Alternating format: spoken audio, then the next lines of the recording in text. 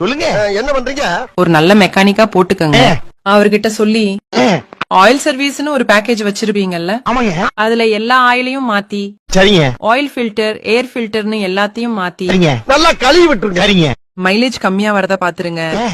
Break லூசா இருக்கு, clutch release அப்ப சவுண்ட் வருது, சரிங்க. அது ரெண்டையும் சரி பண்ணி, 4 பவர் விண்டோ மோட்டரையும் செக் பண்ணி, ரோல் பண்றப்ப கர கர கர கர கரன்னு வர சத்தத்தை சரி பண்ணி, சரிங்க.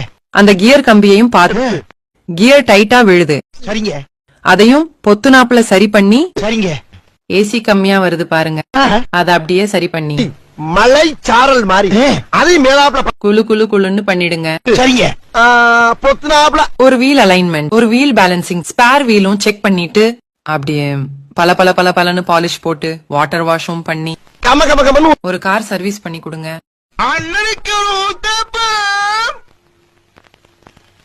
அட பிக்காளி பழ, அரை மணி நேரமா கதையா சொல்லிருக்கேன். அம்பட்டுக்கும் சரிங்க சரிங்கன்ட்டு ஒரே வார்த்தையில ஊத்தப்பம்னு போயிட்டானே.